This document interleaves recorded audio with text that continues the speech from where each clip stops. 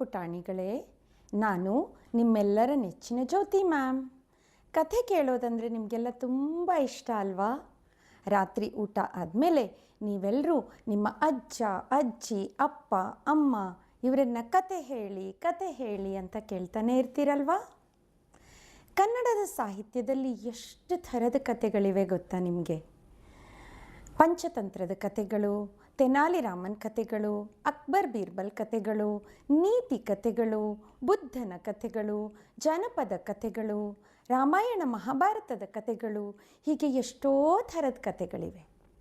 ಈ ಕಥೆಗಳು ನಮಗೆ ಮನರಂಜನೆ ಕೊಡೋದು ಮಾತ್ರ ಅಲ್ಲ, ನಮ್ಮ ನೆನಪಿನ ಶಕ್ತಿ, ನಮ್ಮ ಆಲೋಚನಾ ಶಕ್ತಿ ಹಾಗೂ ನಮ್ಮ ಭಾಷಾ ಪ್ರಾವೀಣ್ಯತೆಯನ್ನು ವೃದ್ಧಿಗೊಳಿಸುತ್ತವೆ.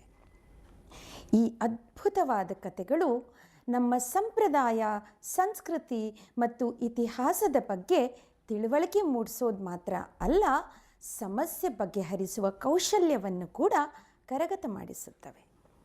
ಅಲ್ಲದೆ ಜೀವನದ ಮೌಲ್ಯಗಳನ್ನು ಸರಳವಾಗಿ, ಸುಲಭವಾಗಿ ನಮಗೆ ಕಲಿಸುತ್ತವೆ. ನನಗೂ ಕತೆ ಹೇಳೋದಂದರೆ ತುಂಬ ಇಷ್ಟ. ಅದಕ್ಕಾಗಿ ಕನ್ನಡದ ಕಣ್ಮಣಿಗಳಾದ ನಿಮಗೋಸ್ಕರ ಕನ್ನಡ ಕಥಾ ಸಂಗ್ರಹ ಅನ್ನೋ ಈ ಚಾನಲ್ನ ನಾನು ಆರಂಭಿಸ್ತಾ ಇದ್ದೀನಿ. ನೀವೆಲ್ಲರೂ ಹೊಸ ಹೊಸ ಕಥೆಗಳನ್ನು ಕೇಳಿ ಅದರಲ್ಲಿರುವ ಪಾತ್ರಗಳ ಬಗ್ಗೆ ಯೋಚಿಸಿ ಅವುಗಳಲ್ಲಿರುವ ಒಳ್ಳೆಯ ಗುಣಗಳನ್ನು ನಿಮ್ಮ ಜೀವನದಲ್ಲಿ ಅಳವಡಿಸ್ಕೊಳ್ಳೋ ಪ್ರಯತ್ನ ಮಾಡ್ತೀರಲ್ಲ? ಬನ್ನಿ, ಹಾಗಾದರೆ ಈ ಚಾನಲ್ನ ಸಬ್ಸ್ಕ್ರೈಬ್ ಮಾಡಿ. ಮೊದಲನೇ ಹೊಸ ಕಥೆಯೊಂದಿಗೆ ಬೇಗ ಸಿಗೋಣ. ಬಾಯ್ ಬಾಯ್.